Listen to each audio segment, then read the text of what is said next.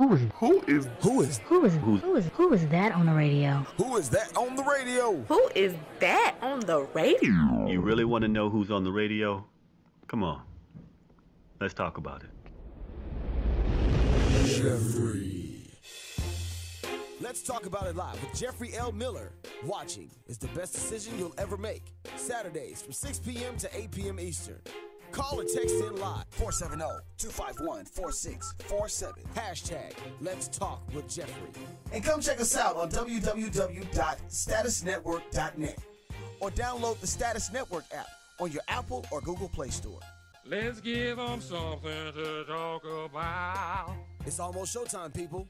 Let's tune in to see what Jeffrey has in store for us tonight. And here's your host, Jeffrey L. Miller.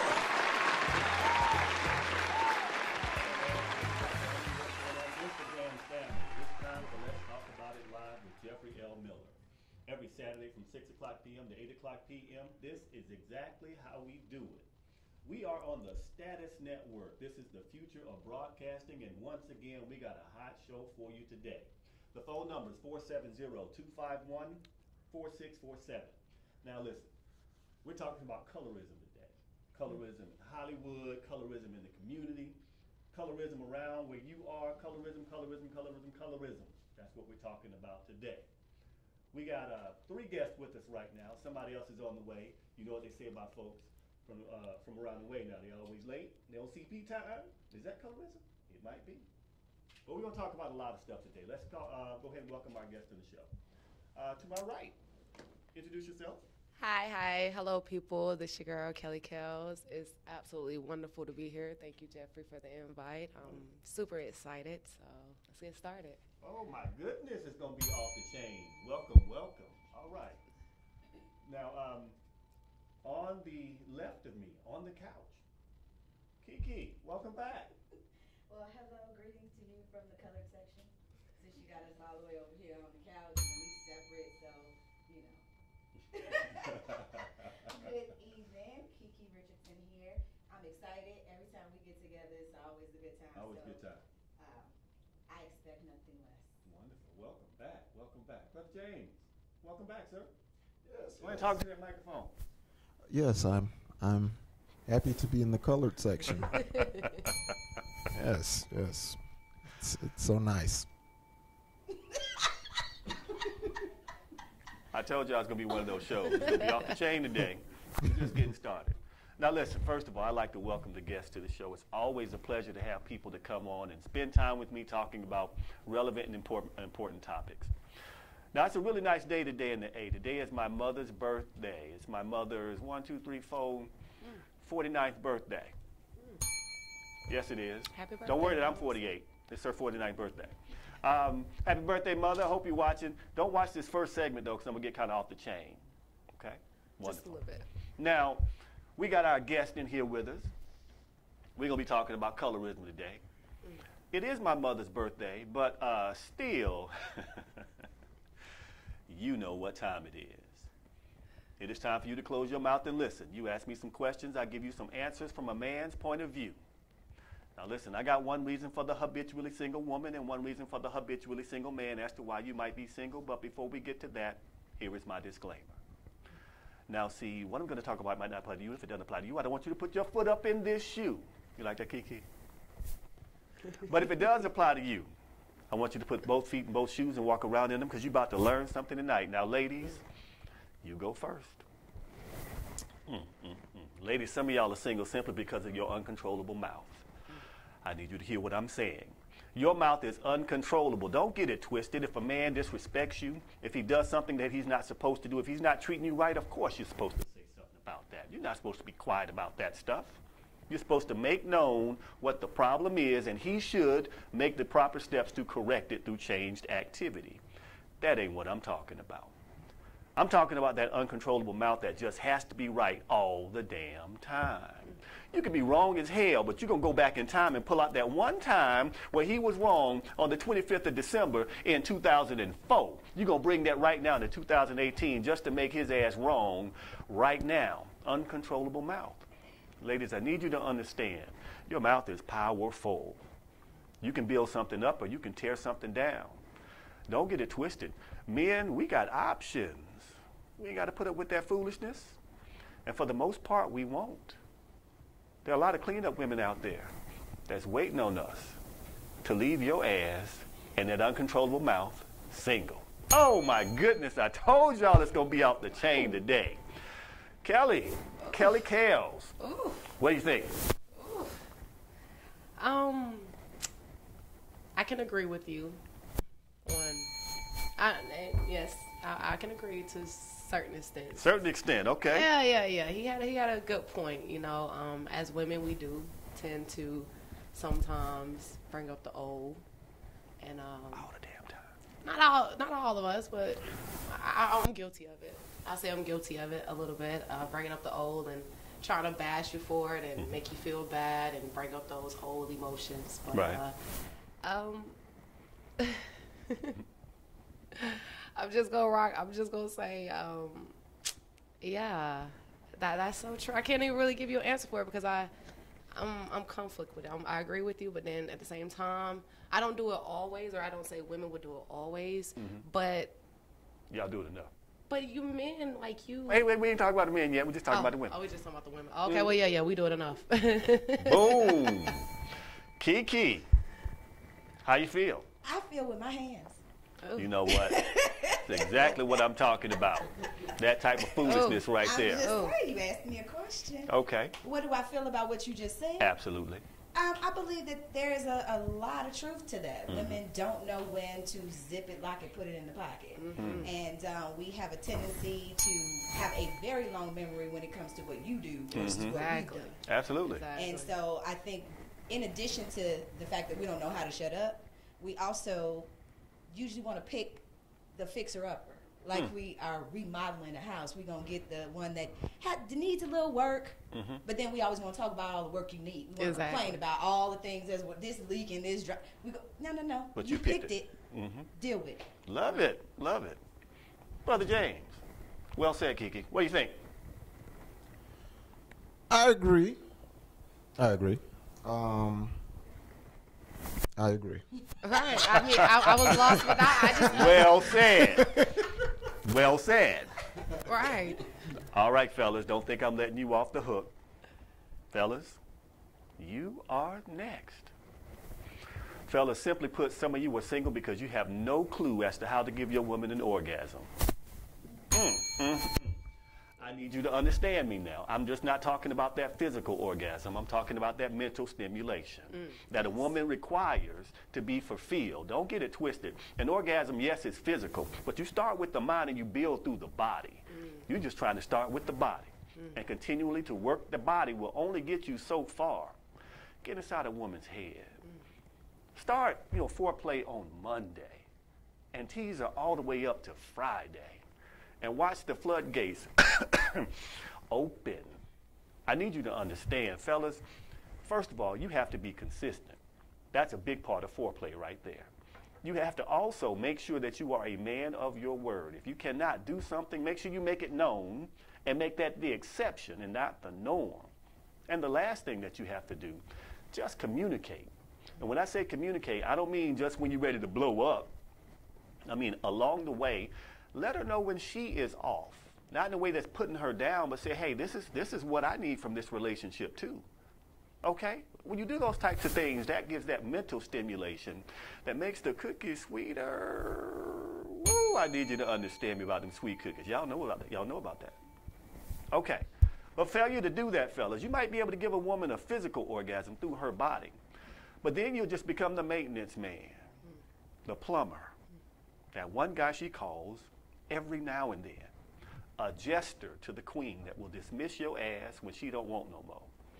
And ultimately, she's going to leave you single. Brother James, what do you think?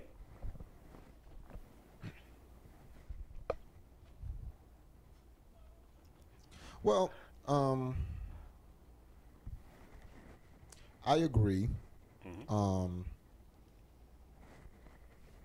I agree 50%. 50%. And then, yeah, I agree 50%.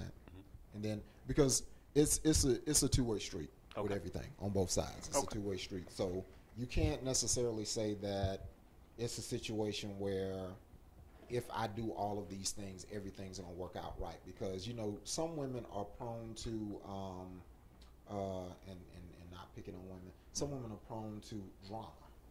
They like drama. If they don't have a guy that cuss them out every now and then, they don't feel loved. You know what I'm saying? I do. I need him to come in here and turn some stuff over and call me all kind of nasty, ugly names. You know what I'm saying? I feel like he really wants me. You know what I'm saying? Well said. But the guy that brings me flowers all the time, oh, you're too soft. You're such a pushover. Go back to your mama house. Nike. So it's like, you know, he can't really do what you want to do. So, you know, I say 50-50. 50-50. Well said. Kiki. Hold the mic up for me, please. See, it's phallic shaped, and I you gotta know be careful you know what that to do when with it's it. in Stop front. So, you know what to do. No, I do agree. You do need to start with the mental course, as I call it. Mm-hmm. The inner course starts in the mind. It's a mental thing, and then it works its way down. I get that, and I understand that, but ultimately, women want to feel loved, protected, respected, and you know, in those situations. And you can do that by being consistent. Your words and your actions need to be consistent. If they are not, there's a level of deception, and she's not gonna feel safe with you. So she's not gonna release and submit, that word that women hate to use so much, but she won't submit to the relationship if she doesn't feel those things. So, and then the other thing, you habitually single because you really don't know what you want. And you picking based on what you think you should have better than what you want and what you need for yourself. And so she just took what you always end up in that situation. Good deal. Good deal. All right. That's exactly what you just said at the end. I was thinking the exact same thing. Like, men, they literally they put themselves in that predicament. But James, on what you just said with the whole crazy. Yes, let's go back to that. I do want to go back to that because with that, now I can agree with you a little bit on that, because I have seen some women that will have a good man but will sit right here and treat him like he's nothing because they're so used to that drama and a thug thizzle type of guy. Okay. That right there, I don't understand it as a woman, just because of the simple fact that that thug thizzle, whatever he can give to you, why can't you teach that other man them same qualities? You know, not really saying the whole beating and drum and all that, but you just like that little ruggedness. Teach. Well, can I interject something? Sure, sure. The comedian Samore said it best. Right. Depending on your penis size, you have to You got to lower your voice. lower your voice. And I agree. Now, that 2 times on the bill for that. So typically, if the guy is putting it down, and typically the one that's putting it down is the one that take your car all day, and you be at work, and you waiting around on him in the parking lot, and you mad. But you know he could do that because, you know what he doing. On the flip side, the dude that's really nice, but not quite doing what Leroy is doing. Leroy. You know. He could be on time to pick you up. You still annoyed. In his own car? Yeah. So, jumping onto that, because that is an interesting topic. I had this conversation with a bunch of guys that said I'm a good guy and all this other stuff. You can be a good man and not be the good man for that woman in a relationship. There's still a point where you have to have some man genes in you, where you are masculine enough to check a woman. Now, you ain't got to cuss at her. You ain't got to raise your voice, but she just got to know that you're not playing. You done went too far, baby. Okay, I almost went into that man mode. What happens is there's a part in some of these women out here that do want to feel like, okay, I can respect this dude because he's at least tough enough that he can take my crazy and tame it. Now, I'm not excusing crazy. I'm just saying that there's a point, men, where you are a good man or not, that you got to man up. And you have to show the right level of masculinity so that woman understands that, okay, something pops off, he got it. And once you do that, she tends to calm down because she knows that you got it. Okay, so being a good man, there's nothing wrong with that. You still got to be a man's man. At some point, you got to fix something. At some point, you got to, be able to knuck if you buck. If it comes down to that, you got to be able to do it. Okay? All right, wonderful. Before we get into colorism, got this thing for you. This is called Black Excellence. Now, one thing that I enjoy, if you did not know this, I went to an HBCU, Morris Brown College, graduated from Morris Brown College. Absolutely. And I was in the marching band. I love HBCU marching bands. So I had to go back to 2010 to find this clip right here. This is the Southern University, I don't mess the name up, but it's Southern University. I think it's the Human Jukebox. This is from 2010 at the Honda Battle of the Bands, and this is the blowdown. This is when the marching band comes off the field and they play some type of song or whatever marching off the field. I just want you to hear this and watch how they just get crunk at the end of the music, in the performance. So here we go. This is Southern University, Honda Battle of the Bands, 2010. I need you to go all the way back to a little bit more. Go back. 11:58. Yep. Here we go.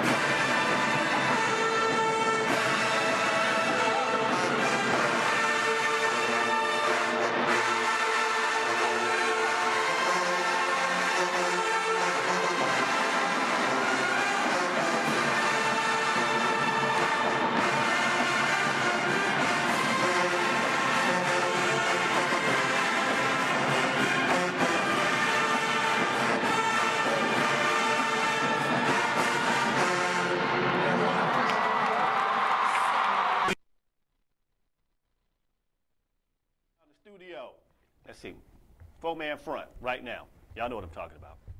All right, let's get down to it. So today the show is going to be talking about colorism.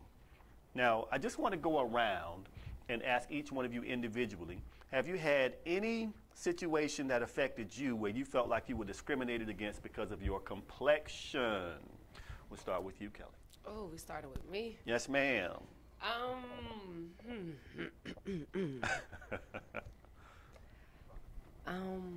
Are we talking about recently or anytime at any time? Mm-hmm. Honestly, recently, within the last 10 years, no. I have not, because I guess I have this wall that a person sees. You try me, I'm going to say something. But my younger days, yes, I was. What happened? Just picked that. I was real pale. I'm mixed, so I am, my dad is Cuban. Okay. 100%. My mother's black, white, and Indian. Okay. So I've always been light-skinned, what can I say? But as younger, always been picked at as a little girl. I have a distinct birthmark on my arm, as you guys can see. So I used to get picked at about that as well, and just you don't know if your dad's black or white, or just little knick-knack stuff like that. Nothing to really. I cried about it, but as I got older, I learned to accept it, and it's just me. But I have not experienced anything recently that I can just off the top of my head say, oh, this person was picking on me because of my color. No, I haven't. Okay, good deal. But, all right. Yeah. Thank you for sharing. Kiki. I don't think we have enough time. Okay. But I could think of something real recent, and it ain't got to do with you. Uh-oh, it got to do with me. Oh, you know what? Hey, that was not discrimination. I know. I just saw some chocolate. I'm just going to put it out here for the audience, and then they can decide if it's that light skin thing or not that was jumping off. So I get booked for the show, right? And so, James called me. We talk about everything. He's like, okay, so the flyer comes out, and I look at everybody's picture. Kelly looks beat to the gods, honey. She have pictures like, everybody else's pictures. Mine is like something you scoured Instagram. None of my promo pictures. And I'm like, so you got the darkie with the unprofessional looking picture up here, and everybody else got their nice little promo shots, and I was like, you know, that's real light skin to that Jeffrey Miller. That's real light skin to him. Oh my God, I didn't give him no pictures. I never gave nobody no pictures. No, but seriously, I can say, like I was talking to James, it's been a pretty much I don't think it's a discrimination thing. Mm-hmm. It's just the perception of how people treat you kind of thing. Mm-hmm. And it's never stopped me. And like I was saying to him, I had a conversation with somebody, and they were light skinned. They were like, well, you know, when we were growing up and this was happening, I'm like, it had nothing to do with my skin. It had to do with my shine. Mm-hmm. You know, so the reason why it hasn't stopped me, but there have been opportunities where I've auditioned for things, and the casting notice clearly said they were looking for dark-skinned women, right. and it had very specific things. And I show up, and then after the audition, the casting director, a black person, mm-hmm. said to me, "Well, you're not black enough." Wow. What do you want? This? I mean, like, well, how black do I have to be? You mm-hmm. know what I mean? It's like. Or when I was doing hair shows, and before I cut all my hair, and these were for black hair care products, they mm-hmm. always wanted to cut my hair and let the light-skinned girl keep her long hair. It's like, wait a minute. Wow. Are you going to perpetuate the stereotype that darker-skinned women can't grow hair? No, you're going to cut her hair, not cut mine. I'm not going to, you know. So it happens a lot. It's more subtle than overt, but I just don't let it slide. I'll call it. When I see it, I call it. Good deal. Brother James. Well, with men, it's a little different. But I can talk about growing up in my family. Okay. My father is, you know, over time he darkened because he was a mechanic. He worked outside. Mm-hmm. But when my father was young, he was your complexion. Okay. Mm-hmm. And my mother was my complexion. So my father's family was color struck because they felt the lighter you were, the, I guess, more advantages they thought that you would get mm-hmm. in life. Mm-hmm. But, you know, at the end of the day, we're all still Nikes.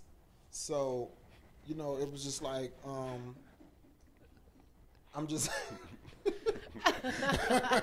I'm just saying. Love it. So, I love it. So, no, it was one of those things where my cousins, when we were growing up, they would just be like, "Oh, you're so beautiful. Look at all that long, pretty hair." Or my cousins that had the curly hair. "Oh, look at all that curly hair. This, that, and the third. Oh, and I know the girls and the boys, they're just going to be running after you." And, you know, and then they would get to us that were darker, and they would just be like, "Oh, you're getting so big. Oh, that's a nice shirt you got on there. Nice little outfit." And, you know, as kids, you sit there like, you think I'm crazy? All right. I know that you just gave him all these compliments, and then you looked at me and was just like, you know, you're getting big. Nice shirt. Shirt. And I'm just like, wow. So then it was one of those things where when it's funny, all of my cousins, all of us that were darker, we turned out to be the more successful ones. And I feel the reason we were more successful because we had to fight harder to almost kind of like prove things.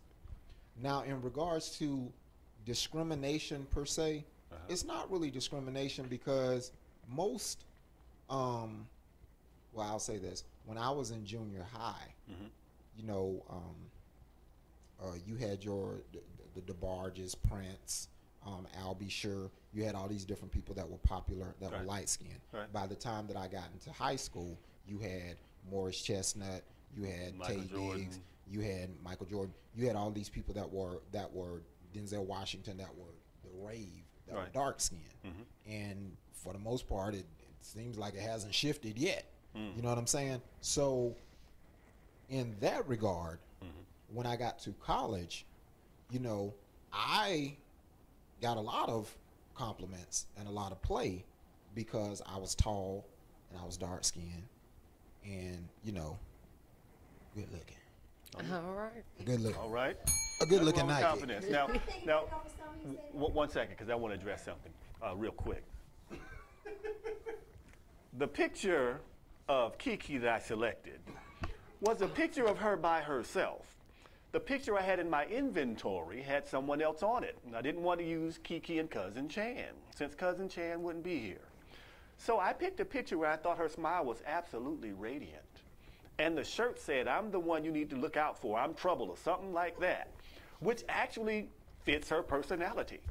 So there was thought put behind that picture. The other pictures I actually did not select. They were sent to me. I just used them. So I feel I just need to clarify that. All right. Now, I do want to, before you piggyback, I want to let everybody know that I, too, have been discriminated against. Actually, recently, a young lady I expressed interest in said, I only date dark-skinned brothers. I said, all of me ain't dark-skinned.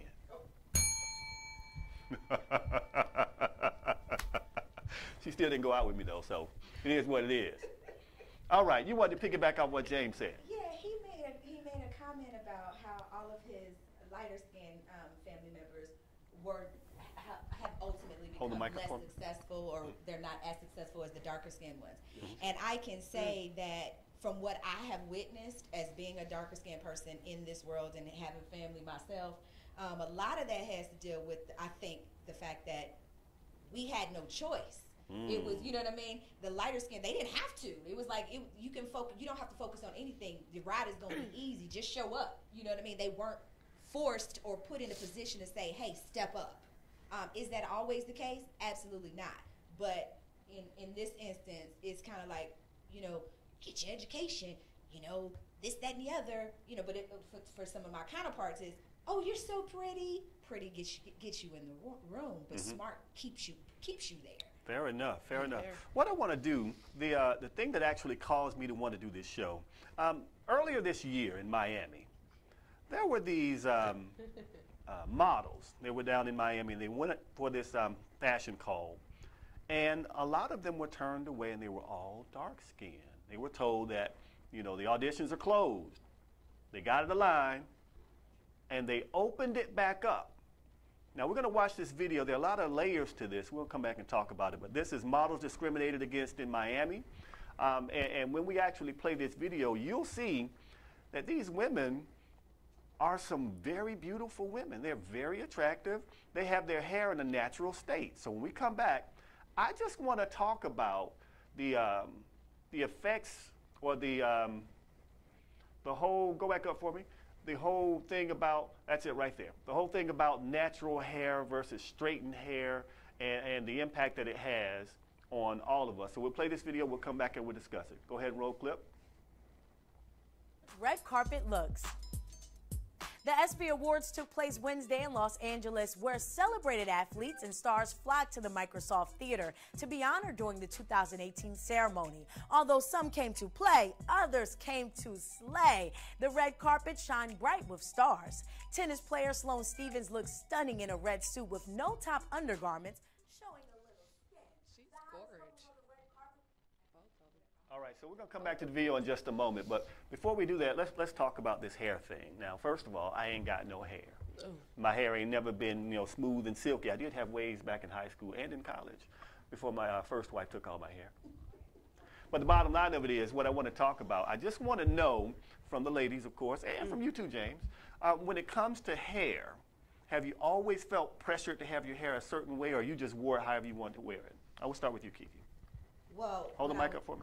When I was younger, I didn't have a choice. I had to get the straight, you know, the Sundays in the kitchen with the straightening comb. Okay. You know what I mean? You sitting there like, you know, Hit it. You know, you smell Crackle your pop. hair burning, that whole thing. The crackles and pops. You know, yeah, so you didn't have a choice. Okay. And so it just made it easier for my mom to have to deal with it throughout the week or whatever. And when I got older, it just kind of just carried over. And I've tried on several occasions to do the natural thing with my hair. But I don't know if you guys know what steel wool is like. It's kind of like that. What? And so it takes a little bit of getting used to kind of do it. Like right now, it's natural. I don't have I love it. You know, and I'm like really like struggling. I'm struggling. It's natural or natural? Yeah. So I can pull it. Yeah. Oh yeah, I don't do the everything. I'm all original parts. All original parts. Yes, ma'am. Notice she said I can pull it. Oh, yes, Yeah, ma'am. yeah. Kelly, what about you? I think your hair does though. I actually had a story about that. I went to a model casting for it was a long time ago, And I had my hair straight. I thought the whole straight look in the model world is something very, you know, people like to do. And I almost got eliminated because of it. They told me to pull it back because they couldn't see my face or my neckline. I had a beautiful neckline and all that. And after I pulled it back, of course, I made it through. But I definitely think that your hair plays a lot in today's society. How I've tried the natural look. I don't get I've been to castings with natural looks. They'll tell me they don't need me. Go to the exact same casting with the look that they want, and they'll utilize me. So I do think that it definitely has, it plays a big factor in life. Not everyone wants to, like me, I'm not a weave person. I got weave in my hair right now. I try something new, different. But, you know, I'm trying to, I guess, look the look of the world. Like, this is what they want you to look like. They want you to be all pretty and this and that. But then sometimes it's just like, nah, I would love to wear my hair in a big afro, don't comb it out and just walk outside. But then I get out there and everyone's looking at you like you're about crazy, and it's all mine. But that's just not the type of world we live in. It just... Good deal, good deal. What we'll do, we're going to switch to the video now. Again, these were models who went to Miami this year. I think it was July 2018. And this is their experience from the casting or the model call in Miami. Go ahead and roll the clip. So, me and Casey and about, what was it, maybe about 10, 15 other black models were dismissed at a casting. They say, the casting's closed just so we can move faster, so we finally get out of line, and they open the casting back up. Wow! Miami, wow. What do you think about this? I'm lost for words. Like, I'm still trying to process what happened, like, honestly. All of us had to get out the line. And then, because we wasn't moving fast enough, what was it, maybe about 10, 15 other black models were dismissed at a casting today because they told us they didn't want any more black models and that afros were a no-no. Like, they was definitely not feeling my afro at all. So I didn't stand a chance, right? Wow. That's all I have to say. We're ready to go back to LA where we are appreciated and we book. So somebody tell Miami there's no such thing as too much brown skin. Oh, wow. Brother James, what do you think about that whole situation? Will you show the picture of all the models that were down there? It's in the article. What do you think about the whole situation there, Brother James? Well, first of all, I think they're all gorgeous. Mm-hmm. Gorgeous. Yeah, they're all gorgeous women. Mm-hmm. But this is the main thing. I'm so sick of us as black people feeling the need to be validated by white people. We need to stop this whole thing of, okay, you can get an NAACP award. That's nice. But if I get an Emmy, or if I get an Oscar, if we would start celebrating our stuff the same way that we celebrate white people's stuff, that really are just throwing us a bone. Because if you ever notice, all the Oscars that are won, they're all for degrading roles to black people. Halle Berry played a white man's whore. Jennifer Hudson played the angry black woman. Absolutely. Denzel Washington got it for Training Day. Absolutely. Mind you, he played Malcolm X, which he should have gotten it for. Right. Yeah. You know you killed a role when you are the total opposite of this man. Malcolm X was high yellow with red hair. They called him Detroit Red. Malcolm X is like my complexion with dark brown hair. I mean, you know what I'm saying? But it's like all of the roles. Hattie McDaniel, when she first won it, she played a maid in Gone with the Wind. Yes. You know, everybody Monique. that won. Monique. Need I say more? You know what I'm saying? Yeah. So it's we're always feeling the need to be validated through white people, and I think that's what the problem is. Stop looking for white people's validation. And, you know, as far as, you know, cultural appropriation, you know, white people will say, well, you know, black people try to appropriate on white culture. No, we had to assimilate. We had no choice. Big difference. You made us straighten our hair. You made us dress like you. You made us worship like you. You know what I'm saying? These were things we were made to do. We weren't asked to do it. But on the flip side, you secretly desire all of the things that you say that are ugly on us. It's funny how all of the same things that are ugly on us are so beautiful on exotic women or white women. What, you know what I'm saying? What they call them, boxer braids? Yeah. When The Kardashian, cornrows. Yeah. Bo Derek back in 10. And the thing that's really, really, I'll say fascinating for lack of a better word, is whenever it's something that they feel is denied to them, they want to do it. Like when rock and roll first came out, it was all black music, and white folks were protesting it. It's like, wait a minute, well, we want to do that now. And they started stealing it. Pat Boone. Pat Boone stole from Little Richard. Nearly every song in the beginning, nearly every one, was stolen. Elvis Presley. Absolutely. Stole Big Mama Thornton's song, You Ain't Nothing But a Hound Dog. Absolutely. That was her song. He stole from, there was an entertainer, older man, who sang just like Elvis Presley. And somebody was like, man, you sound just like Elvis Presley. He said, you know what, no. Elvis saw me sing, and he started singing like me. That's what happened. And if I have to find the clip one day, but if you ever see this man perform, his whole style and everything, it looks just like what Elvis Presley was doing in his heyday. I need everybody to understand something. We're not trying to say that white folks are this and black folks are that. We're not trying to say that. Just call it what it is, though. If a white person feels that we're doing something, in many instances, they feel like they should be able to do it too, just like the N-word. For some reason, they feel like they should be able to say it. You say it. I want you to listen to that. You say it. How come I can't say it? They even want to be discriminated against so bad that they invented reverse discrimination. I need you to think about that term. They will say that discrimination does not exist, but acknowledge reverse discrimination, meaning that they are being discriminated against. You cannot have reverse discrimination without actual discrimination. It's just as simple as that. Now, I got a lot of friends that are white. We're still friends. Don't get mad and unfriend me on Facebook because I'm telling the truth. Just is what it is. Okay, I want to flip it up a little bit because we're going to have our other guests joining us in just a moment. There's something I like to do on this show.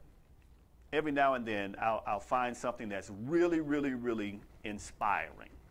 This is Be a Blessing. Now, there's this video I saw of a little baby who had some visual impairments. And, you know, the baby got some glasses. And I just want you to watch the reaction to the baby, or the baby has when he could see clearly for the first time. And it's just one of those things. It's like, you know what? We take so many things for granted because we do it all the time. It's just who we are.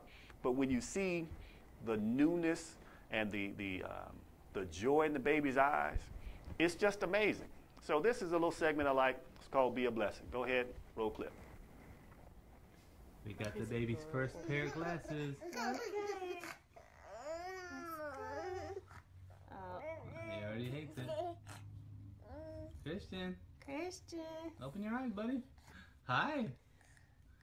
Hi. Hi. Hey, Munchkin. You like them? I don't even know if they're upside down or not. They look upside down. Hi. Let's try it again.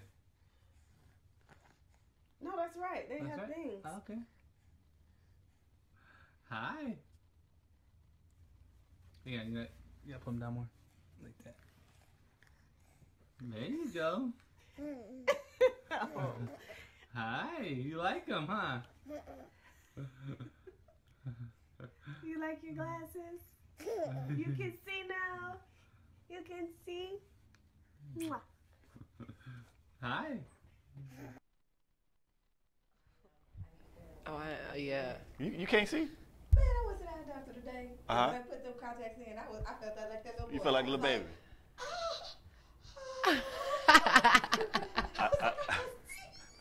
I tell you what. I'm like I wear contacts and glasses too, so I get it 100%. For granted. Man, what? And when you realize how you been faking it all Man, along. what? You've been faking it. Yeah, you've been faking because you squint and you compensate. And then when you don't have to compensate anymore for not being able to see and you can just enjoy, it's like...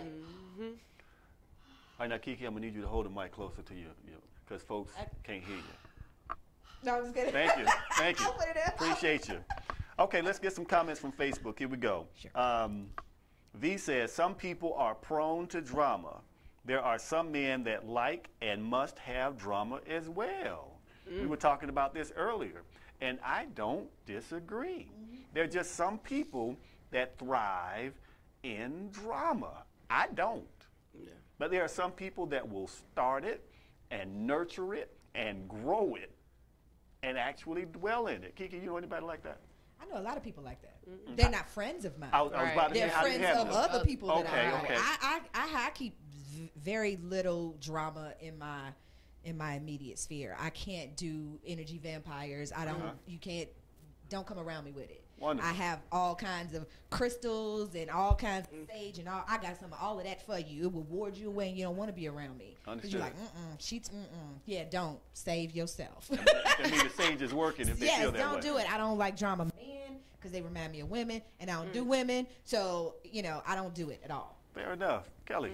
I think people who are drama fed or into that drama, I honestly think they don't have nothing to keep their mind occupied, or their life is, honestly, I think is they envy the lives that you have, so they start the drama to just keep it going and just keep themselves, how do you say it, preoccupied with something to do.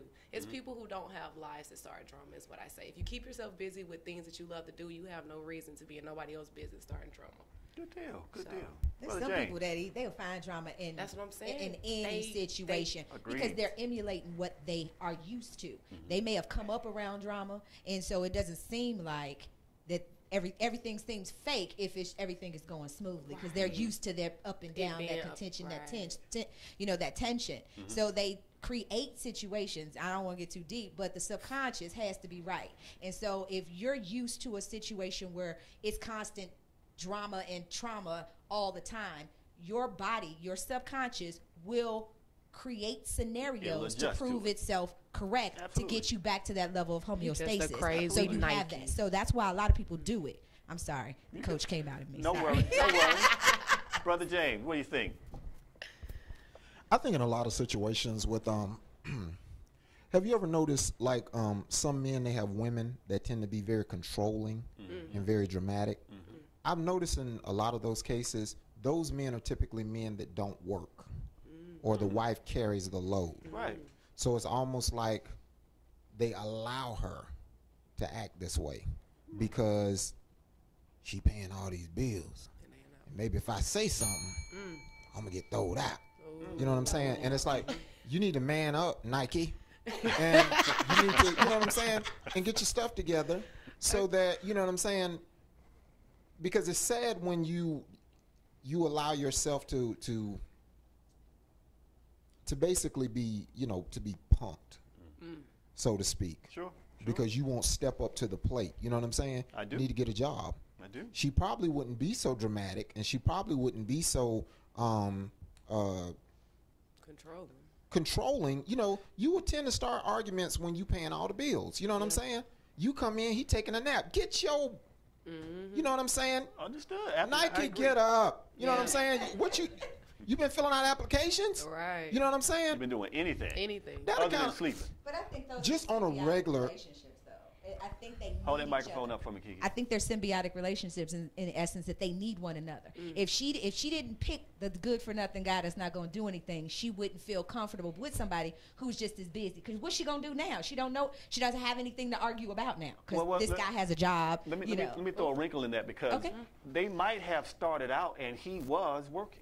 And he was doing things, and she thought she had this. Right. What happened was he came on some adversity, then he turned into that.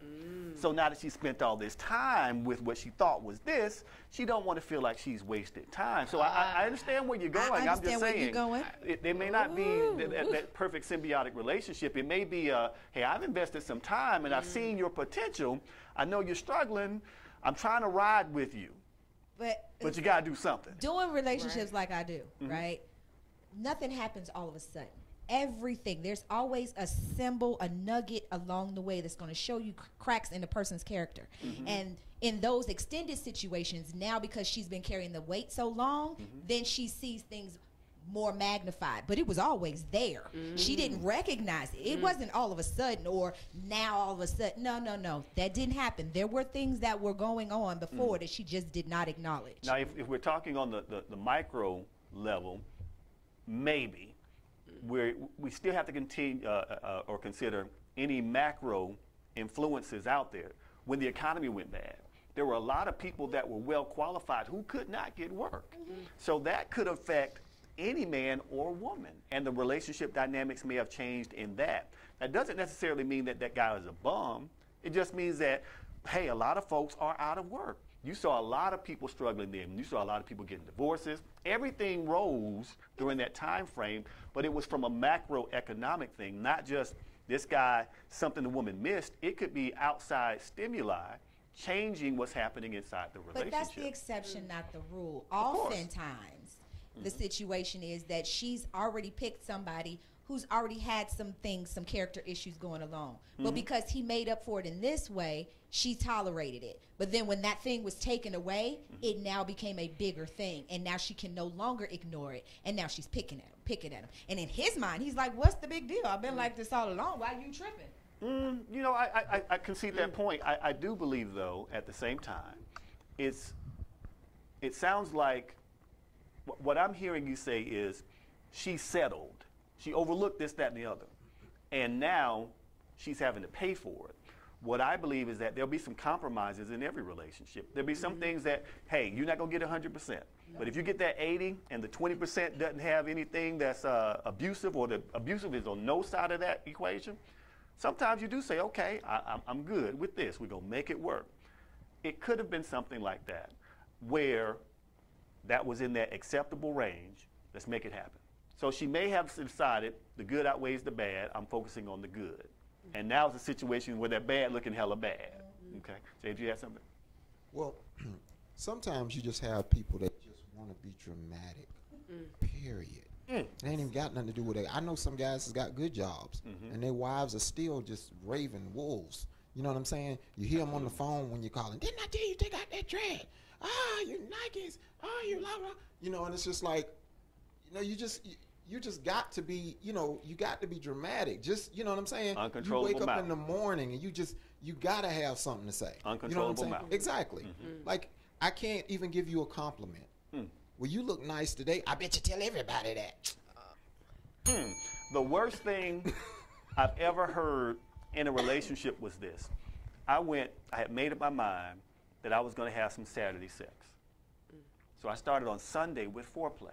I did something special every single day. And one day, this young lady that I was involved with said, oh, this is just so nice. I know you're going to mess it up. I never did it again.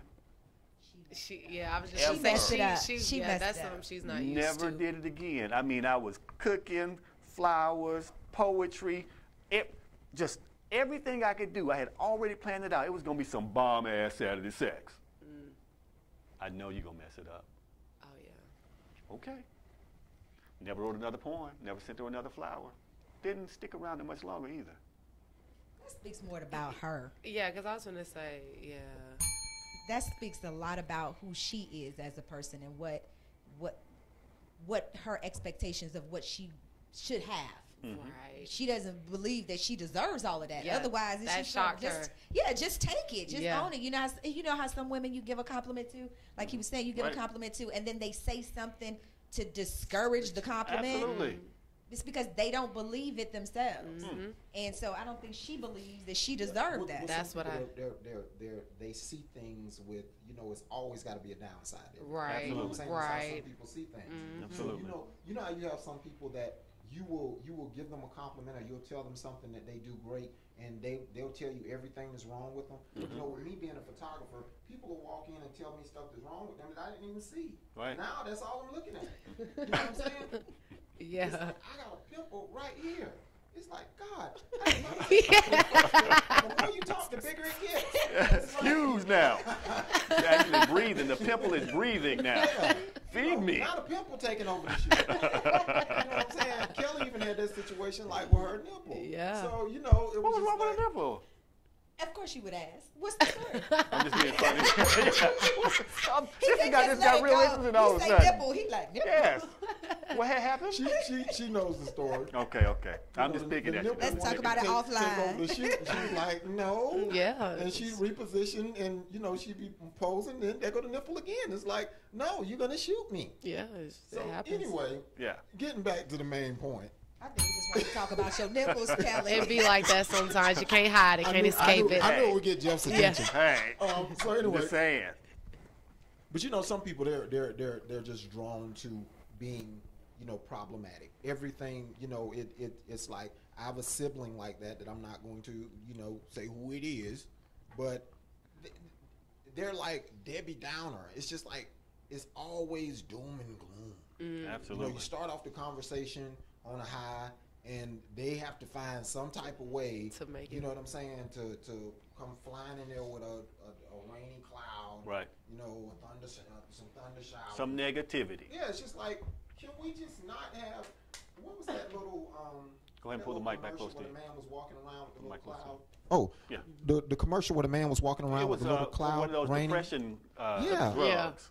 And you know, some people they're like that. Yeah. You know, you meet them and you're like, man, go on head on. Because you, Yep. I you feel come with it. that little rainy cloud. Absolutely. Those energy vampires I'm talking about. I tell you, Absolutely. they will suck the life out of you. But you know, I one thing that I do that I think works very well. I throw a lot of Nike block parties. Yeah. And my block party, it grows bigger and bigger every day online. Yeah. I got you. You come with foolishness, you know, you're invited to the block party immediately. What we're going to do, we're going to switch gears a little bit. We're going to have our next guest come on in just a second. Another thing I do is I scour Facebook, and I find some stuff that I like to call Facebook foolishness. Oh, okay. And I found a video that is the epitome of Facebook foolishness. Now, if you have a weak stomach, I don't need you to watch this video. Okay. But if you can watch this video, it is absolutely foolish. What you're going to see is some people take the hot pepper challenge, and they are going to take a little small piece of the pepper and eat it. And they are just, you know, bold and ready to go. But when that pepper takes over, it's a whole different ball game. So we're going to watch this one. This is called Facebook Foolishness. This is the, this video basically just shows how you don't want none of this pepper. I've always wanted to They are. try that, you know. You want it? I did because I like hot stuff, you know. Keep being going. Latino, I love anything hot sauce, Yeah. peppers, anything like that. Now, after I see them or, you know, watch it. It should say watch here. Keep going, Kelly, for me. Oh, yeah, after I see it and watch it, then, yeah, it scares me not to want to do it. But I don't think I ever seen a Nike do any one of these before. We ain't doing it. We ain't doing it. No, that's not it. We're going to come back and watch the video in just a second. Did you see the one where the boy was being bullied at school and he put horse laxatives in the lemonade? I did not see that one. Man, it was a catastrophe. Where did he get horse laxatives from? He live on the probably lived farm. on the farm. He live on the Anyway, farm. Oh my God. That's it was common a mess, sense. just all up and down A the mess, hall. literally. It was, Wow. He did it to every kid or just one kid? it was all the kids. I'm talking about they were running in the hallway. They were inside lockers, on top of trash cans. Oh, wow. It Because was- everybody couldn't use the bathroom. Oh. You couldn't get there in time. It was just wherever. And then some they were just running down the hallway. Wow. Now, that's intense right there. That's intense. Teach you to bully. Prank of the somebody. year right there. I'm Don't telling bully, you. Don't you know? bully. Wow, Stop the wow, bullying. You do that at a Trump rally. Wow. Or just to Trump in general. So, That was He cynic. full of it. He need to let some of that loose anyway. look at you. Let's do this. Let's go in. Let's look at the colorism definition. This is from BuzzFeed. And I was looking for different articles and things like that that talked about colorism. And I found this article from BuzzFeed. And it's a really, really good breakdown of what people are experiencing and commenting on in Hollywood. So we're going to watch this video. We'll come back and talk about it, and then we'll have a guest that'll be on with us shortly. All right, let's go ahead and roll the clip. This is Colorism in Hollywood. Here we go.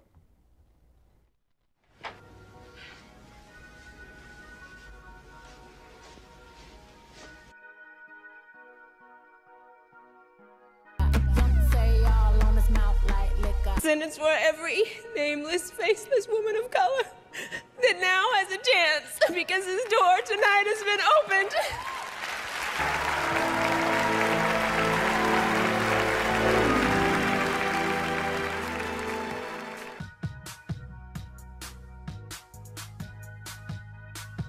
Colorism? Colorism.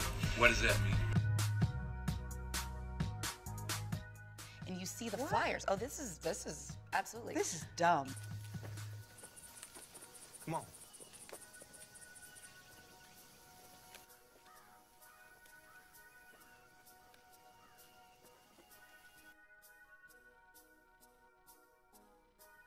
When I had my own show, I used to tan 3 or 4 times a week in a tanning bed to get darker. He goes, Raven, I need you to stop tanning. You're getting too dark, and we have to relight the whole entire show. It's like, sorry, you know, I was just trying to be pretty. I believe everything you see. It's hard loving a woman like me. Ooh, I wouldn't know they were black. Gluten-free. Yeah. Ooh, that's milky right there. You know what? Y'all sound ridiculous, all right? I do not have a preference for light-skinned people. I chose who I felt was best to sell the image. So in order for me to sell something, I have to have a keen nose, green eyes, straight hair, paper lips, and no ass.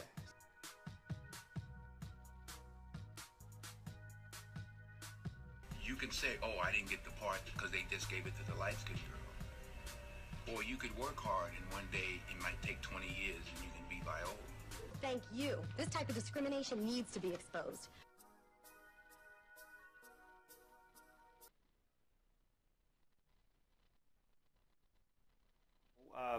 As we see, there's a lot of work to be done when it comes to discrimination all across the board, from Hollywood to our own neighborhoods. Those are things that we definitely have to address.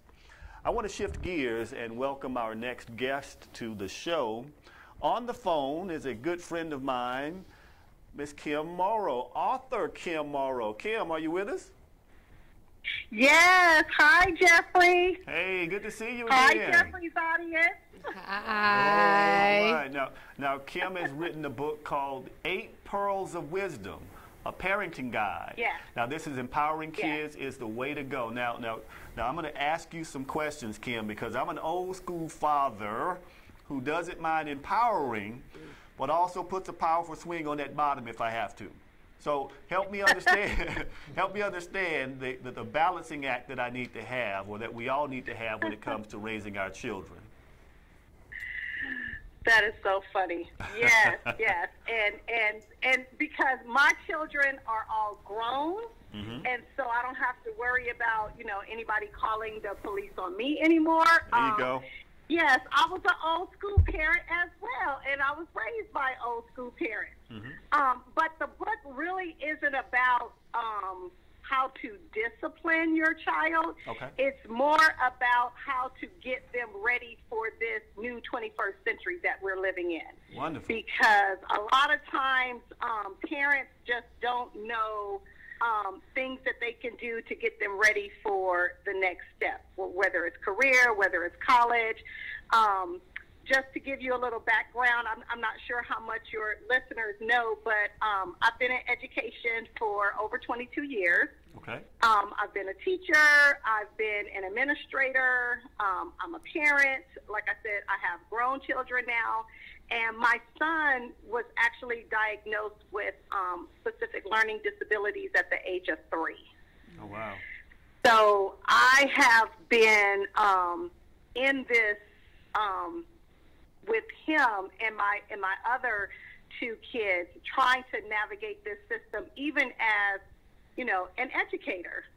And so I've had to learn a lot about how to get my son with a learning disability, how to get him motivated and interested, and really how to work with him and find ways to get him interested in education.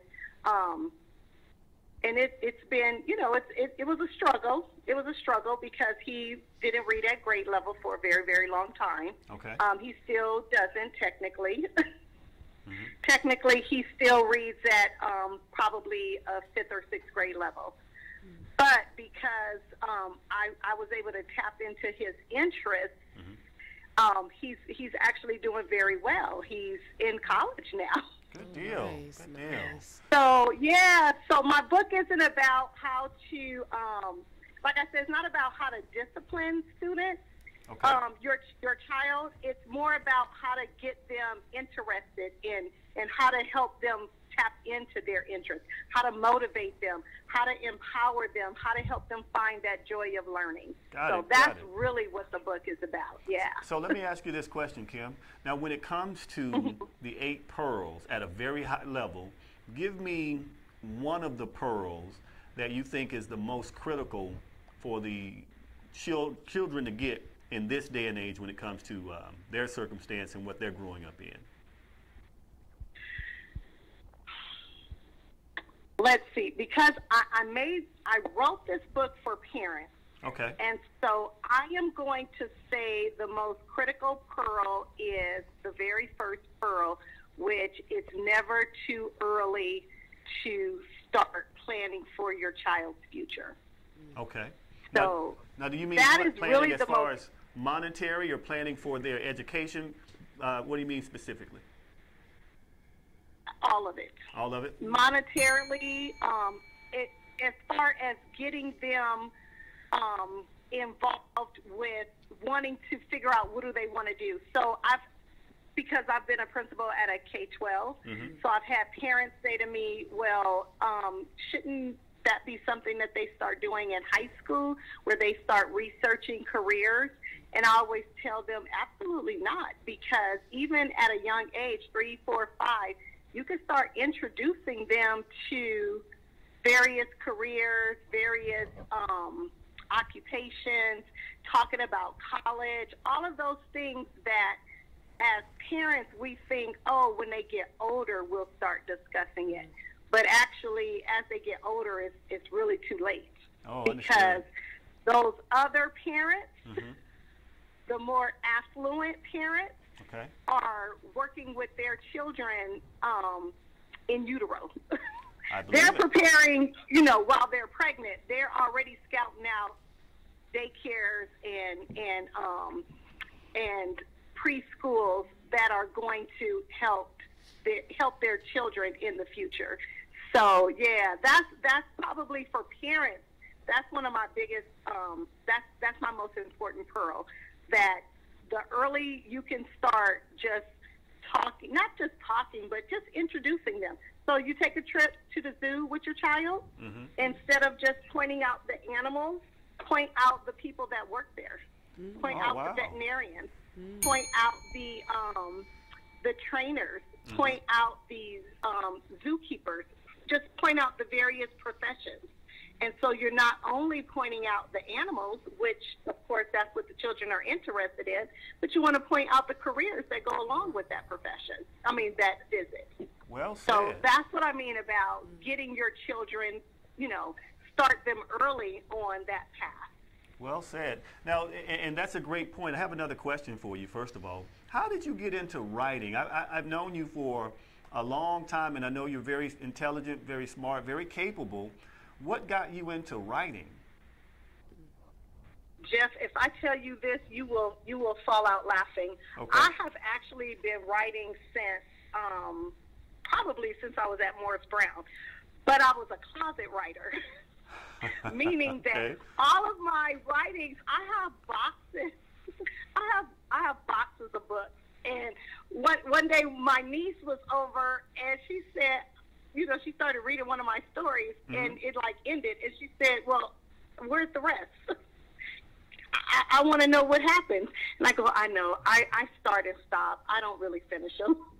Okay, good deal. So I journal. I've been writing. My mom wrote. My brother wrote. My sister wrote. My daughter is a writer. She's an assistant writer on the show Black Lightning. So that's a little plug for her. So it's really it's in the genes. It's in the blood. Good deal. You know. Yeah. You know, Black Lightning is about me. You do know that, right? I'm Jefferson Pierce. You know. You do know that, right? I'm Black Lightning. I'm also the Black Panther now. I'm Black Lightning and the Black Panther. It just depends on my mood. Well, you know what? I know that now, and I'll have to. I hope my daughter is listening so she can make sure she lets Salim know. Okay. Absolutely. I'm not sure if he knows, but I'll have to let her know that she needs to let Salim know that you're Jefferson Pierce. I am. Thank you very much. All right, so here we go. So another question for you. When it comes to the parents that you've interacted with in your career, what are some things that parents do that may inhibit their children's natural growth? Oh, my goodness. And I did it too. Mm-hmm. We project what we want for our children onto them. So I wanted to be a lawyer when I grew up. Mm-hmm. So guess what? I want to make sure my daughter is a lawyer because I didn't get to be a lawyer. Right. But my daughter doesn't want to be a lawyer. She wants to be a writer. Mm-hmm. Good deal. So that's what we do as parents. We really try to, I don't want to say force, but try to live through them. Things that we wanted to do and we weren't able to do for whatever reason, we try to put that on our children. And like with the writing, I really wanted to be a writer. And so my daughter said, well, Mom, you are a writer, so why don't you just do it? You don't have to wait for me, because I was kind of like waiting for her so we could do something together. And she said, you don't have to wait for me, Mom. You could do it on your own. Good deal. That was some good So advice. here I am, doing it on my own. Well, you've been doing it forever, so now you just made it, you formalized it. Now you're doing it and you got published. Yes. Okay. Yes. Wonderful. How long did it Yes. take you to actually write and put the book together? So I started July 1st. Of 2018? Correct. Okay, good deal. I started July 1st. You know Olivia. Uh-huh. Olivia was my accountability partner. She put me on a time schedule, and so I set the goal that I would write 2,000 words a day, and so each day she would call me to verify that I had been writing. Mm-hmm. And when I would see her calling me, I would go, oh shoot, I didn't write today. Let me ignore her call until I actually get some words written on this paper. So, and then she kind of caught me, because she said, well, are you almost, are you done with that chapter? And I would go, well, I'm still working on, and finally she said, Kim, you've been saying that for the past few days. That's the same thing you've been working on. So when are you going to go to the next chapter? So she really held me accountable, and she really just held me accountable to what I said I was going to do. Good deal. She didn't make the schedule. She didn't tell me how many words to write. I said how many words I would write. I set the schedule, and so all she did was hold me accountable to what I said I was going to do. So, yeah, it helped. And it helped that I was off over the summer. Good deal, good deal. So you started in July and you ended in July, or you ended in August?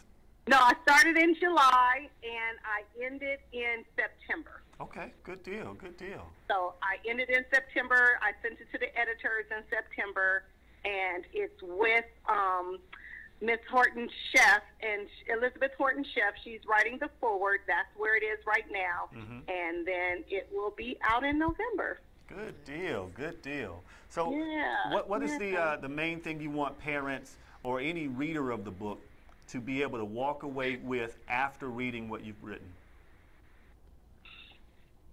So parents, students, educators, the main takeaway is you can do what you set your mind to do. Now, if you want to be a veterinarian, but let's just say, let's be realistic, you don't have the the skills or the ability. My son wants to be a veterinarian. He probably won't, but he can definitely work within that arena. Right, You know, right. so I think it's important for educators and parents not to shut students down, and for students not to shut themselves down. To have those big goals, and if they have to be readjusted, based on their academics or in their skills, but not based on their money. They shouldn't have to readjust their dreams because of money. So in the book, I talk about there are other ways to acquire these dreams without having, that big bank account or that rich parent to write a check. So it's other ways to do that. But money shouldn't be the deterrent. Definitely shouldn't be the deterrent. But sometimes, sometimes academics, sometimes your capabilities as far as your I hate to use this word, but your mental capabilities, your academic capabilities, your cognitive capabilities might prohibit you. But like I said, my son wants to be a veterinarian. I would never tell him he won't. But in reality, he may have to be some type of veterinarian assistant, some type of vet tech or something like that. Sure. But he'll still be able to work in that field. So just not putting limits on what our children can do. Definitely just don't put limits on them. Very good. Now, Kim, let me ask you this. When the book is ready for purchase, where would people be able to go to purchase the book or find out more information about the book? So the book will be on all of the digital platforms, so Amazon.com, and I'm not really good at knowing all the names of them. But if you visit my Facebook page, or I have a website that will be published this month. I'm working on it right now, and then it will definitely tell you all of the different places where you can get the book. But for sure, I know on Amazon, you'll be able to get the ebook or order the softcover book. Good deal, good deal. And give us your Facebook so people can find you on Facebook or Instagram. Yes, so it's Kimberly A. Morrow, and then I also have a Pearls of Wisdom Facebook page. Okay, the number 8, Pearls of Wisdom on Number Facebook. 8, Pearls of Wisdom, yes. Wonderful, wonderful, wonderful. Well, Kim, first of all, congratulations on finishing your book. It's an important book, especially for the things that we're having to face with raising children in this environment. Things were a lot different when we were growing up. It was kind of pretty much straightforward. There are all types of little hidden dangers out there now. So educating parents is noble and it's needed, and I congratulate you for that. Thank you, Jeffrey. Thank you. And I'm proud of you, too, with your radio show. You are doing it. Thank you. I appreciate You that. are doing big. Do you still paint? I do. I have something I'm working on right now. I'm almost finished with it. Awesome. Awesome. Yes. I think I was one of the first buyers of your artwork. Yep. The thing is, when I was in college, I would paint on everybody's jean jackets, jeans, everything. Sorority, fraternity plots, whatever. I was painting, and that's how I ate. I had a little scratch in my pocket from all the artwork I did around because I didn't paint for free. I still don't. But the bottom line of it was, I met a lot of good people just through that artwork. So I appreciate you bringing that up. Yes. Well, thank you so much for having me on your show. I'm really excited. I'm really glad to, get the word out about the book, and I hope, not just parents are interested in. I hope other educators are also interested in it, because sometimes we need a reminder too. Absolutely. We need a refresher. We'll think, we think we know everything, but we don't. Sometimes I hear people say things and I go, oh, yeah, that's right. Or I forgot. I do need to do that more often. So it's a really good book for educators, parents, and students. Wonderful, wonderful. Well, Kim, when the book comes out, we'll have to have you back on and be sure to share that information with everybody so they'll be able to purchase the book and go to the website. Thank you. Thank you. Bye, everybody. All right. Thanks so much for joining us. Okay. Have a good day. You as well. See you soon. All right. Bye-bye. Goodbye. I'll tell you what. She made an excellent point. Kids may have a dream to be this, but just because they can't be that specific role or title, there are other things in that same field that they can pursue. And also starting young. Yeah.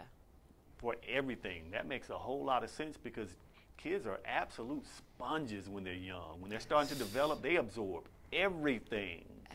They will absorb a poor man's mentality or a rich man's mentality. And they'll live it for the rest of their lives. So I think she's spot on. This is an opportunity for us to make sure that we have what they need and start with it early. Okay? Quick question. Ned, were we able to get that video ready? The Facebook foolishness? No worries. I think I got another video. Let me see. Can I interject something Yes, on that topic? I think something that black parents, that my parents did, my mom in particular, when I was 10 years old, she put me on her and my dad's credit cards. Oh, yes. So by the time that I graduated from college, I didn't know that they did that. By the time I graduated from college and I bought my first car, I didn't need a cosigner because I had A1 credit. And I remember when they called me in the office, they said, give us your social again. So I gave them the social like 2-3 times. I was like, what's wrong? Yeah. I know that's my social. Yeah. They were like, yeah, we've never seen anyone your age. Such a high credit score. Black. With a credit score this high. Wow. That's Right. what it Yeah, really that's was. what The it really hidden was on language. social. So I was just like, oh, okay. And they were just like, so like, what are you? And I was like, oh yeah, my parents put me on their credit cards when I was like 10, and they were like, oh. So, that's something that I noticed with a lot of black parents. They have light bills and cable bills in their kids' names. Right.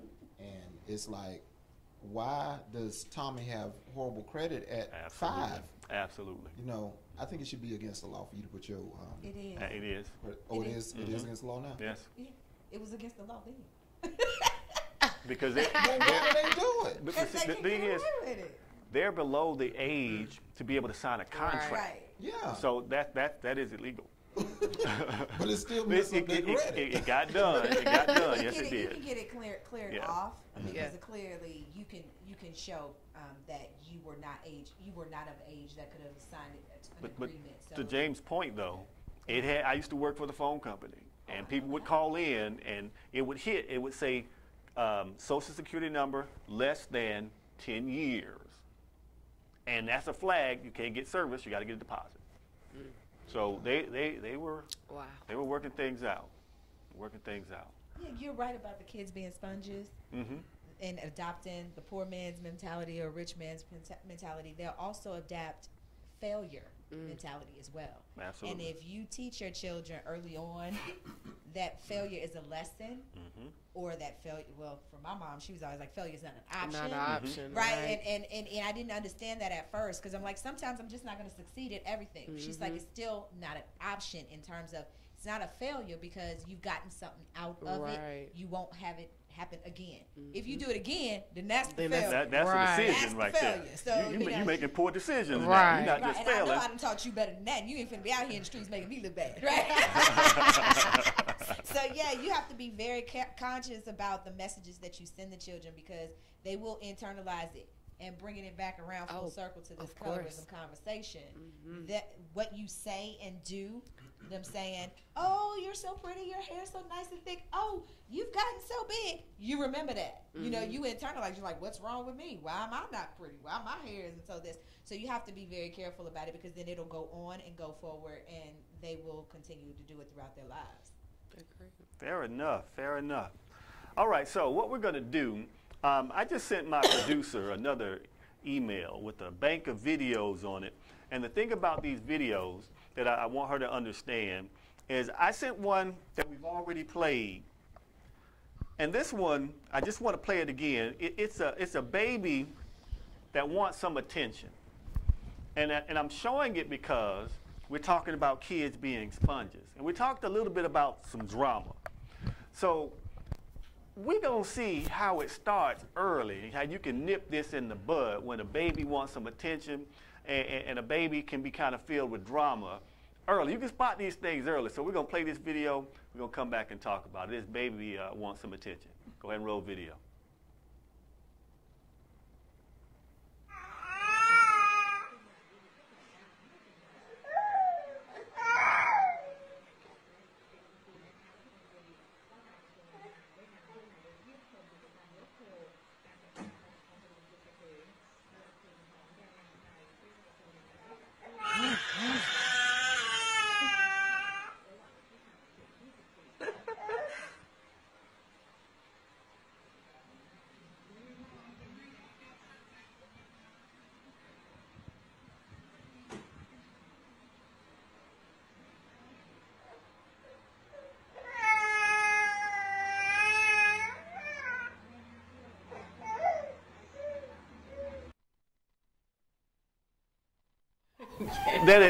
Now that's somebody who wants some drama, who wants some attention. I'm gonna pull the door on me. And when the door moves, I'm gonna stop crying. Right. Oh my gosh. I'm gonna pull it back. Then I'm gonna start crying again. Yes. All right. All right, we're joined by our next guest. Welcome to the show. Thank you for having me. No worries. Everybody look at their watches real quick for me. No worries, no worries. Go ahead and introduce yourself to everybody. No watches. Hello, everyone. I'm Antavia Frazier, founder of Pamper Me Pretty. Okay. And I am also a marketing director for a physicians clinic. So I was out at Bridgefest, Stockbridge. Okay, yes. I saw some she's a distance. Cocktails was out there. So yeah, I was out there and coming back from that traffic. Yes. And they had a car show, everything. So I was coming through that to get here. All right, so you are forgiven because you was coming up 75 North. Which is always bad. Always. It's always bad. So we're going to forgive you this one time. Thank you so much. Good deal. All right, so now I want to switch things up a little bit. We've talked about colorism. We've talked about the 8 Pearls of Wisdom from Kim Morrow. We've talked a little bit about people who at a very young age can start some drama. Okay. Nothing against the little baby. The little boy was cute. He just needed somebody to see about him. I want us to pivot towards dating. We got a couple of dating experts in here and people that have been on a couple of dates, I'm sure. So I want to ask this question. I've been asking this for the last 3 weeks. What is wrong with dating in Atlanta? Antavia, we'll start with you. What is wrong with dating? Yeah, what's so bad about it in Atlanta? What's so bad about it? Yes. I don't think it's bad at all. Nothing's wrong with it, is it? I had like 3 dates the other night. Thank you, Atlanta. 3 in 1. Well, 3 dates the other night. Nothing's wrong with dating. I think that what is wrong is the people that are talking about something's wrong with dating. They need to get out of their house. You can't get a date sitting at home in your 4 walls. So get out, get dressed up, just like you get up, get dressed up to go to work. Get up, get dressed up, and meet somebody. Good deal, good deal. Okay, Kelly. I want to know where you going to meet all these dates at in Atlanta. Because I love, because it ain't happening for me. I don't know.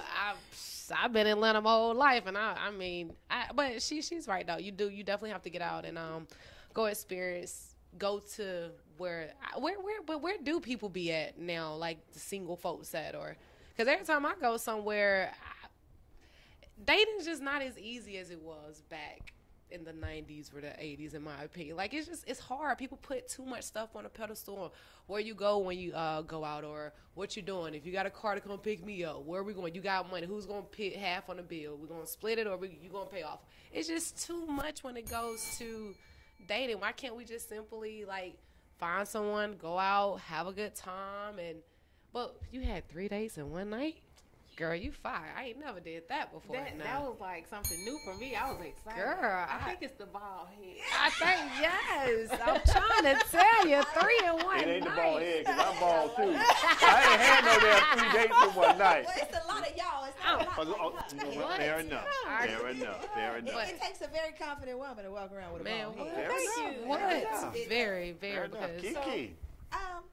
Well, first of all, I wouldn't say there's anything wrong because I don't believe in right and wrong, but I can say that the challenges of dating in Atlanta is the ratio of single straight men to single straight women. So that poses, a considerable problem, for those. And then if you add on top of that your own requirements, they got to be this age, this height, they got to, have this educational background, or this, whatever that is, then that makes your pool even smaller. And even smaller and even smaller. So, maybe Antebia over here is just like, you know what, you want to take me out to dinner? I'm hungry. Come on, let's roll, right? Yeah.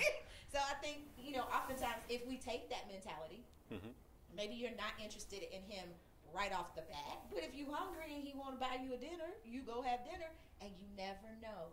That conversation over dinner might take you in an entirely different direction than you never expected. So I think that the difficulty is that we're imposing the obstacles on ourselves. Fair enough. That's Brother a good James, what do you think? I agree 100%. Yeah. I agree 100%. And piggyback off of what Kelly said, okay. As long as it's still on, that's all that matters. Still on. Okay. To piggyback off of what Kelly said, a lot of times I think the difference between the 90s and the 80s, especially, social media. Yeah. Social media plays a. You have people that sit and take pictures all day. Yeah. I can see people out eating dinner and they won't even bless their food before they take a picture of it. Yeah. And they, man, put that phone down and eat your food. Right. You know what I'm saying? But it's just, we live in this age of everybody is, I know people that have like 150,000 followers and they sleeping on somebody's couch. They ain't got no God. Yeah. Wow. But on social media, they balling. They balling. Yeah. Everything. You know what I'm saying? And then you got, these women with these Build-A-Bear bodies that it's just like, They be building them. They be building them.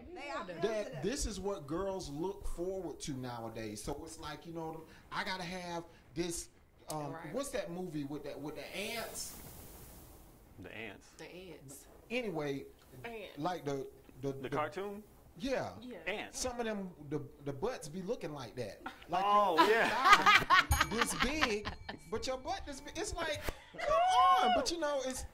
Everybody has this idea of, what things are supposed to be, and it's not really organic anymore. And then another thing too with phones. Yes. Phones are used for talking. Right. People don't like to use phones for talking. Not at all. Nobody wants to text. You know what I'm saying? Right. I could have clients that'll be standing at my door. They're texting me. I'm here. Knock on the door. Knock on the door. Or better yet, call me. Yes. Call me. You know what I'm saying? But it's just like people, they don't know how to talk. So people are like socially inept. So you can't really sit down. I go somewhere and I'm sitting down, I'm having a conversation with Kiki. Versus you'll go to some events and people are sitting right beside each other. And on their phone the entire time. Right. And it's like, I think that has a lot to do with, with dating and people's expectations because, Let's talk about that. Expectations. Okay. Now, I had a date, and nice young lady, we talked for like 2 weeks. Now, on this show, what I will do is I will flirt with some of the guests on the show. Did anybody ask you to elaborate now and co-sign? But what it is, though, is just on the show. Right. Okay, that's it. She told me, basically cussing me out, you embarrassed me in front of my friends. First of all, we don't even go together. We just had 3 dates. How the hell, how do I have the power to embarrass you? She said, can you tone that flirting down? Wow. And she went off on me about it. Now, We hadn't had no sex. We hadn't we kissed one time, and it was fire. But that was it. You So embarrassing her again. That's what. Yeah. That's what. So that's what we Fire kiss.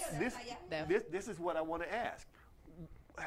How do people get going so quick when you really hadn't invested a whole lot of time? Is this a microwave relationship thing now, or meet somebody, go on 3 dates, now we go together? Everything now is instant gratification. Ooh, I like you. That means you are the perfect package. I didn't open the package at all, but because you have the look, and I've created what I wanted you to be with the look that you have, instant gratification.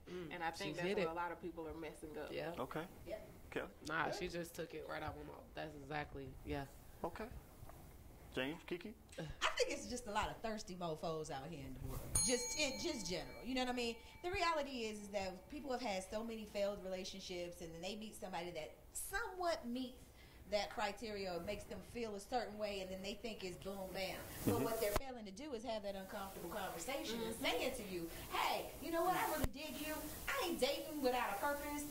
So if you just trying to do a little thing here and a thing there, then we need to part our ways. They don't want to have that conversation because they don't want to risk you saying, yeah, that's all I wanted, and then they're left with nothing. Right. So in their mind, and to their homegirls, they done told them that you theirs. And so now she embarrassed in front of her friend. He didn't embarrass you in front of your friends. You embarrassed yourself in front of your friends. Because you shouldn't have been talking about stuff that you ain't had a business talking about. That's what it is. Stop That's being what thirsty. it is. Stop being thirsty. Thank you. A thirsty. Brother James. That's psycho. That's what that is. That's my own diagnosis of that situation.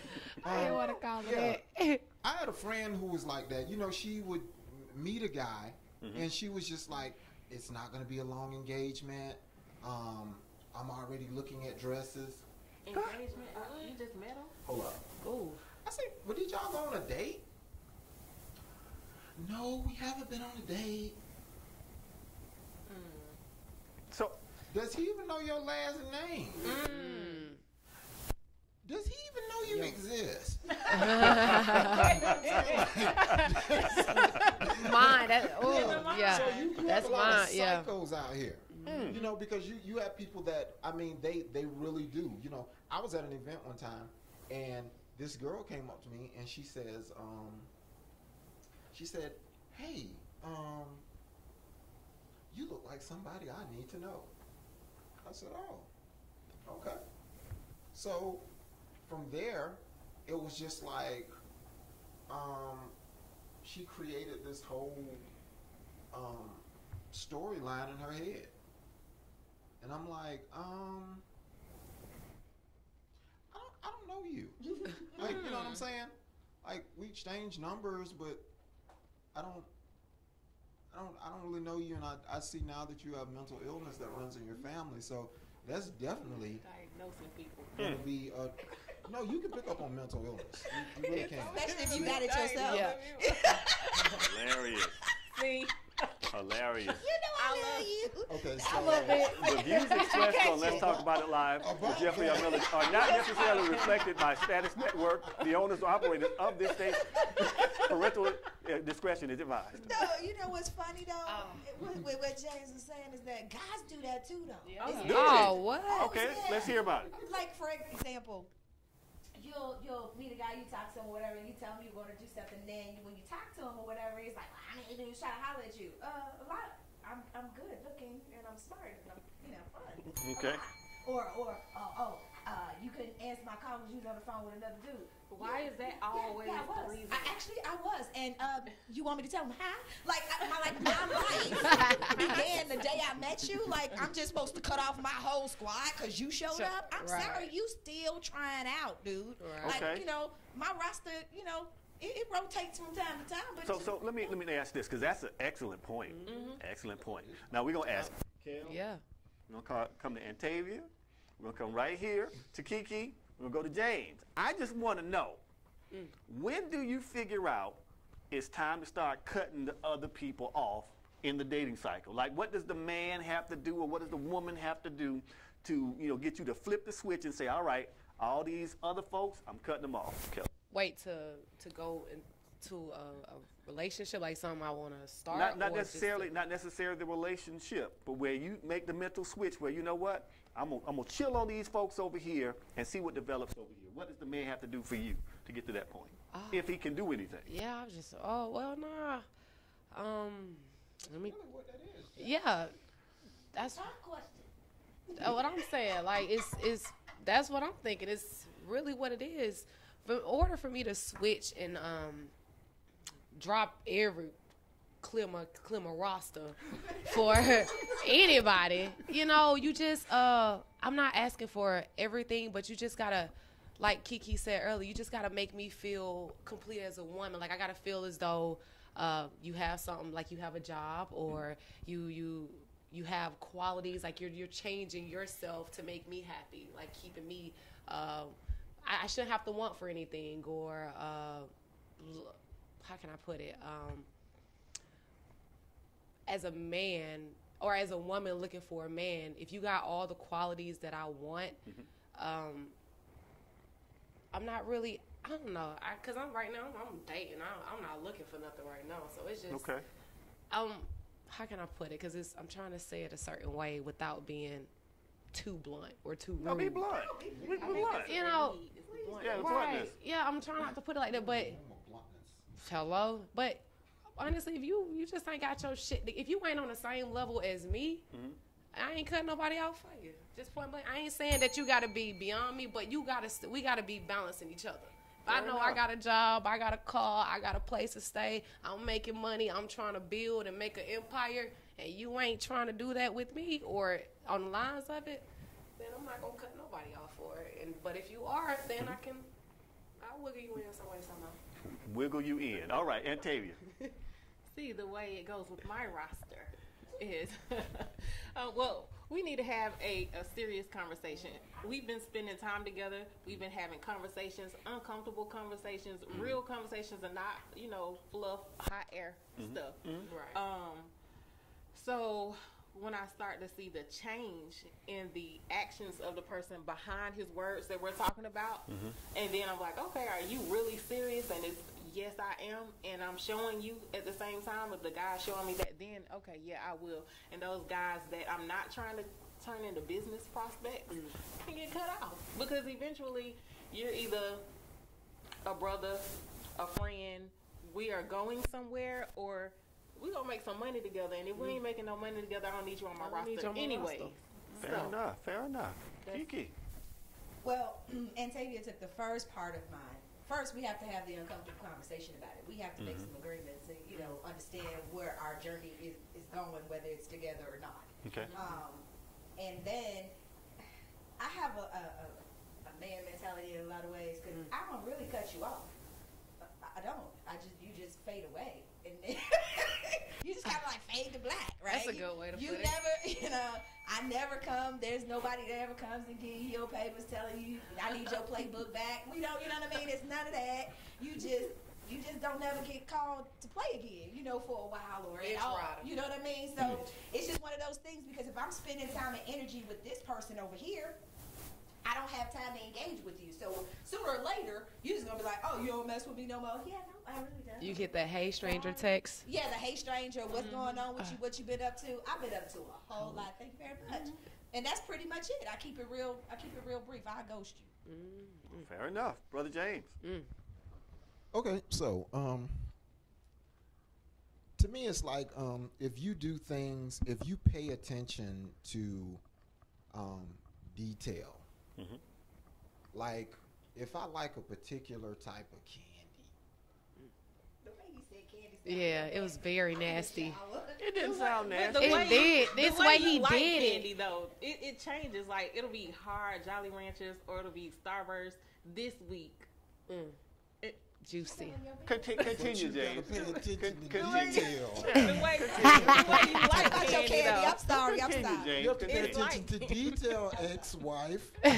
So, not business out there. Anyway, so yeah, but yeah, you pay attention to detail. Because the thing about it is, when people look at the superficial, and they don't really get to know who you are. And a lot of the times when you're a person that is deemed to be attractive, people will forego a lot of things that I really need to get to know who you are versus surface stuff. Right. Oh, you're tall. Yep. What's that shoe you wear? What, you know what I'm saying? You're concentrating on the physical, but you don't know if I'm a psycho. You know what I'm saying? You don't know if I'm gonna be at your house at 2 o'clock in the morning with one sock on. I mean, you know what I'm saying? Where's the sock, on your foot? Maybe. You know what?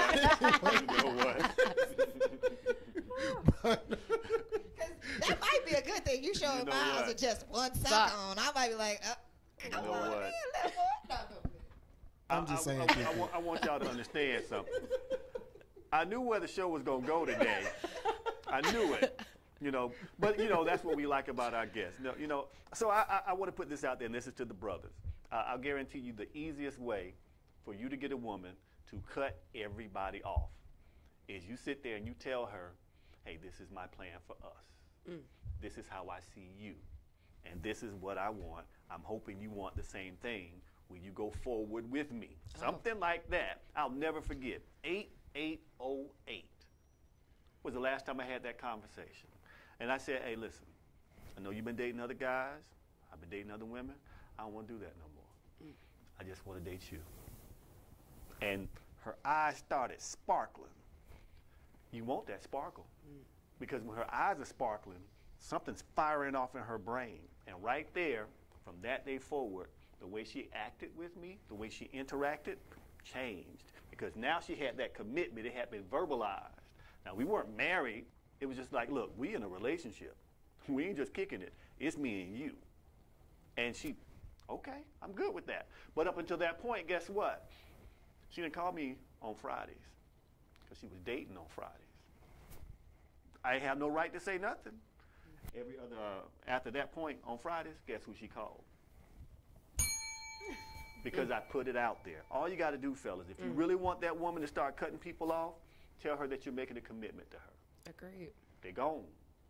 If you don't do that, don't question her. If you're not going to commit, don't question. Easy as that. Am I wrong, Kiki? No. You ain't question me, no way. No, I'm just kidding. I'm you are question. absolutely right. But he's you, right. you know what? And add that, because some people say, well, you didn't say this part. Your actions absolutely. after that must be consistent Consistent. with what you've said to Exactly. her. Absolutely. What? Absolutely. Absolutely. Well said. Well said. Okay, listen, we are at the end of the show. I'm going to use this as a point of personal privilege, and I'm going to share something with you all, and y'all going to listen, because guess what? Y'all can't do nothing else. This is for my mother. I said a little prayer for you to thank the Lord above for blessing me with a lifetime of your tender-hearted love. I thank God for caring. You've shown me, I thank God for the caring you've shown me through the years, for the closeness we've enjoyed in the time of laughter and of tears. And so I thank you from the heart for all you've done for me. And I bless the Lord for giving me the best mother that ever could be. That's my mama. And I know y'all mamas, you know, fine. I'm going to let y'all finish now. But I got the greatest mother of all time up in this piece. All right, now. And she turned 49 today. Now, forget the fact I said that I'm 48. She turned 49 today. That's my mama. Happy birthday. Happy birthday. All right. Kels, if people wanted to follow you or reach you for bookings, how could they find you? Oh, man. Check me out on my IG at Kels the Original, because I am the original. You can check me out on Facebook at Kelly Kels. Everything is Kelly Kels. Anytime you want to find me, Kelly Kels, Kelly Kels. That's now, how are you spelling Kels? Just K-E-L-L-Z. K-E-L-L-Z. Z. Okay. No S. All right. Z. Thank you so much for coming on the show. Oh, it's a pleasure. Thank you guys for having me. I enjoyed it. Wonderful. It was wonderful. awesome. Wonderful. And Tavia, if people wanted to reach you, how can they reach you? To purchase information or acquire services? How can they find you? You can call my ex-husband now. He takes care of my books. No, you can actually reach out to me on Facebook. I deleted people so that I can have new followers. And Tavia K. Frazier on Facebook and Tavia K. Frazier on Instagram. The reason why it is my name is because my mentor is a millionaire, and Oprah told my millionaire mentor that you brand yourself. So I am me. There you go. Well said. I may have to go adjust my shit. Kiki. Yes. How can people find you? They can find me on Facebook. Type in Kiki Richardson, K-I-K-I Richardson. I'm branding me. And then on Instagram at Kiki Richardson, Twitter Kiki_Richardson. I'm working on that intellectual property thing because my name is trademark now. Okay. So I'm about to snag that name from the person who stole my Kiki Richardson. So watch out. I'm coming for my handle on Twitter. All right, good deal. Good deal. I ain't got Good no deal. Twitter. I don't even use it really. Yeah, I'm still trying to get into it. Gotta have it. Yeah, I have it. I use it, but I use it because I share from Instagram to Twitter. Brother James, if people need to reach you or they wanted booking or anything like that, how could they find you? Simply Google James C. Lewis. That is Lewis. And everything will pop up. Yes. Good deal. Oh, you Good got deal. the Google. Okay. Yeah, we'll show up naked. We'll get. I'll be on his Google. Hold on a second. Everyone Ned. in here has a Ned, nude. I'm playing. Since we got some nakedness, we're going to Google this. I want to see some of this nakedness we got. You know, I'm just playing. I'm playing. Oh, yeah. All right, everybody, listen to me for a second now. On tomorrow, it is the Status Network official launch party and empowerment concert. This is September 30th, Sunday. That is tomorrow. Yes. We will have multiple TV and radio stations, giveaway, free food. It's from 3 p.m. to 7 o'clock p.m. It's free entry. Now, if you see me at the gate, it's a $20 service fee. It's free, but it's a $20 service fee. See me for that. All right, now there'll be live performances, bounce houses. The address is 777 Cleveland Avenue, Atlanta, Georgia. This is the Status Network Studios. You can call us at 770-299-3899 for more information. We want you to come out and celebrate the launch of the network. We're looking forward to seeing you. Now, for social media, you can find us at Instagram, manifesttv.status. Instagram again, status_network. Facebook is Status Network LLC. Periscope is Status_Network_. Twitter is Status_Network_. And email is manifesttv@statusnetwork.com. You can find me everywhere on social media at Talk, T-A-L-K with W-I-T-H, Jeffrey, Jeffery, everywhere except for Snapchat. I ain't snapping, I ain't chatting, I just don't get the point of it. This has been a great show. It's awesome. Thank you to everybody that came out. We finally figured out why you had us over here. Yeah, we know why we're on the back of the bus in the color What are you talking about? Yeah, we'll blend in. Oh my goodness, y'all ain't that dark. I'm a chocolate bunny too now. Y'all are not You're that not as dark. dark as us. You're not one of us. That's why Y'all you're on not the. that dark. Why you at the white desk? You're a mulatto. I ain't staying in the sun long enough. God. It's all love. It's all love. It's all love. good. We're trying to eliminate colorism today. But again, it didn't work. We have more work to do. We have more work to do. He set it up. He pitted us against each other. Yes. This has been a great show. It's been But, awesome. As ever, I am out. Go Falcons.